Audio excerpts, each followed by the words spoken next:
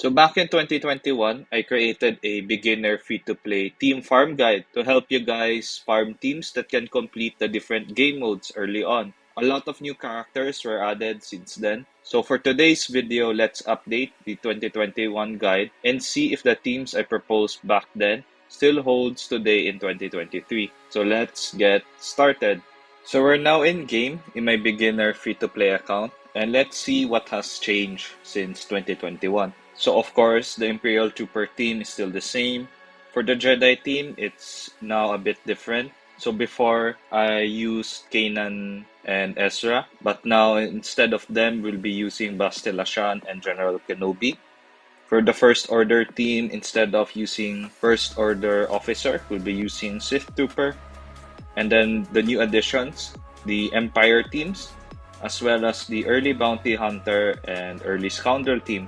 Now let's discuss them one by one, starting with the first three teams, namely the Imperial Trooper, Jedi team, and First Order team. So these three would technically help you get through most of the game modes early on, especially in Galactic War, where sometimes there are like newer characters that they add there, which can be difficult if we're like using only Phoenix or a simple Empire team. Imperial Troopers would be like your go-to team.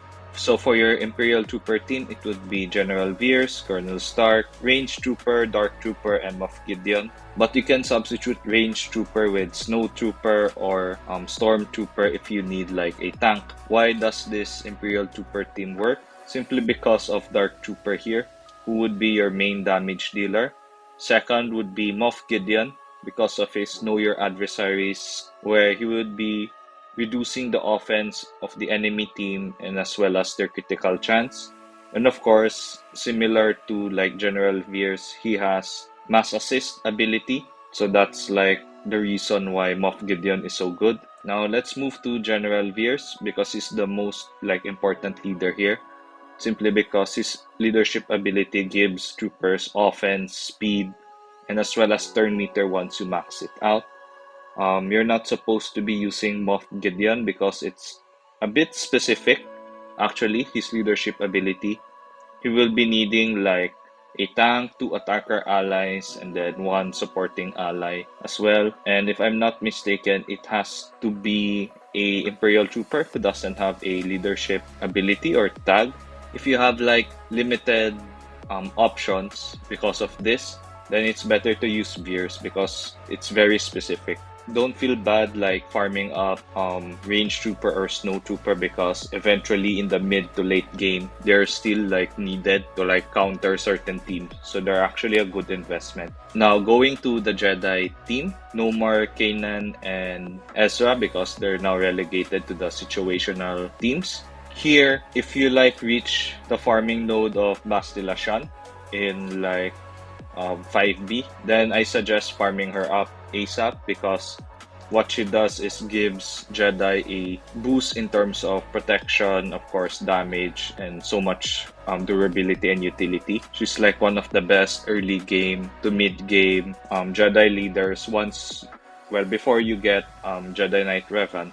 General Kenobi, I unlocked him early on simply because of the changes recently, where you can now get him as well in the guild store as long as you have like your Mark 1 tokens. Besides like getting him in the heroic AAT, better to go for General Kenobi since he's also needed for unlocking JMK, and of course he's a capital ship pilot as well. Not much for the other two because Jedi Knight Anakin and Ahsoka Tano are like needed under a Gal rep team, but they're also needed of course early on in a Jedi team. And lastly, Old Ben would be like your main tank. And I decided to use Old Ben because, of course, accessible. Transitioning to the next team later, I will explain more why Old Ben is needed. For the First Order team, because of the changes again to like farming First Order Stormtrooper and Sith Trooper, before Sith Trooper is farmed in like a hard node that gives 16 energy. I forgot where, if it's like 5 level 5 or level 6, but they moved him from that level to 2B hard in the light side alongside Stormtrooper. So you'll be getting two characters in one node. On top of that, Sith Trooper now has a ship. So farming him up and then unlocking his ship later on will definitely improve your roster significantly. So farming them up early on would like give you already an advantage, get a Galactic Legend, and on top of that, the whole team itself can actually beat like simple early game teams or like mid game teams. Moving on to the Rebel Rush team. So let's connect why I decided to use Old Ben here in the Jedi team for a double tank composition. Simply because most players right now, instead of farming Phoenix as their first Rebel team, they would go for a Rebel Rush. And this is actually more viable now because of the changes again to raid tokens, raid gear, etc. And that would mean farming up CLS faster. Getting CLS right now is actually more viable than, let's say, going for Thrawn, because between Thrawn or like CLS, we would rather go for CLS. So going back to the Rebel Rush team, so it's Princess Leia, Luke Skywalker, Farm Boy Luke, Stormtrooper Han, and R2-D2.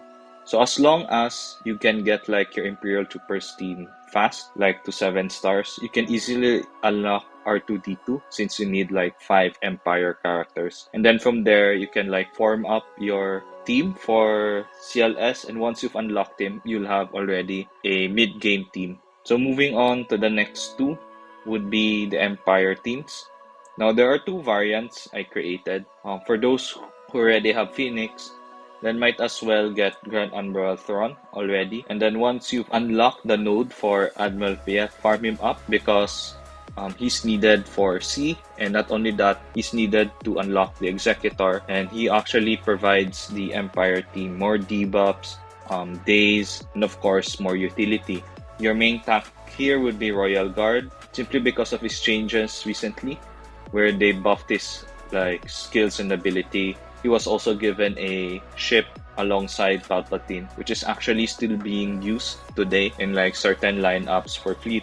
For the first variant, where we'll be using Dark Trooper and Moff Gideon, this is just like for ease of farming, simply because the characters already given to you versus like you'll be farming them from scratch. Now, if you really want to farm them from scratch, then I would suggest Empire 2, because this is like the better team compared to Empire 1, where Dark Trooper and Moff Gideon would be needed for the Imperial Trooper team. So those are the Empire teams. Now let's move on to the last two. So it's the Early Bounty Hunters and Early Scoundrel team. Now I chose the Early Bounty Hunters team lineup like this simply because of ease of access. So Boba Fett, easily farmable in the Cantina store and then hard mode. Same with Mandalorian here, where he's easily accessible in Darkside 3C. For Grief Karga, of course, early on you can unlock him already in 3E. Cad Bane for, well, you can find him in the Galactic Store. He's not here now since I gotten him already. Of course, Fennec Shan early on as well. So you already have early bounty hunters that you can unlock. So if you're like focusing on the Heart Cartel teams that also have the bounty hunter tag, then instead of Fennec Shan, you may use Greedo instead. And of course, you'll be needing bounty hunters to unlock Chewbacca, which is actually the essential character when forming a mid-game rebel team. Now, lastly would be the Early Scoundrel team, where it's composed of course, all of the requirements to get Beskar Mando. He's now important in the game simply because of his Razor Crest ship, which would help you unlock Executor, but he's also needed for the crate raid. So that is all for like the priority teams. Now let's move on to the situational. So it's simply Phoenix and Resistance. So as mentioned earlier, if in case you already have Phoenix, then might as well finish them up and get Admiral Thrawn. Now, why did we move the Phoenix from priority to situational? Simply because Hera's node of farm has been moved from Cantina battles to hard node. So that's actually a big nerf to the team. CG is telling us to like not farm anymore Phoenix and go for other better teams that can help you progress through the game and experience the other game modes. And then lastly is Resistance. Not ideal right now to go for a Ray Rush simply because there are like counters to Ray already in the mid to late, even though she's like a good galactic legend early on. But the fact that her requirements does not really help you a lot progress through let's say conquest or like finishing Galactic War or even GAC, then it's better to like hold them for now and then farm them up in a later period. But if in case you really want to farm them, then the composition is now Finn, Resistance Trooper, Zori Bliss, Poe, and Rey. So we've swapped out Resistance Pilot to Zori Bliss simply because of the expose mechanic she gives. And of course, as we know, more exposes would mean more turn meter because of like the Finn lead. Every time you land an expose on the enemy side, they would lose turn meter, and at the same time, you gain turn meter. So it's keeping the turn meter train going and ensuring that the opponent would not take a turn. So that's all of my beginner teams for today. If you enjoyed this video and learned something new, don't forget to give this a like button. And for those who are enjoying my content, and of course regular visitors to this channel, please do subscribe if you haven't yet so that you won't miss out the SWGOH guides and Sator clips I'll be putting out regularly. May the force be with you, and see you all in the next video, amazing and chill holotable heroes. Bye for now.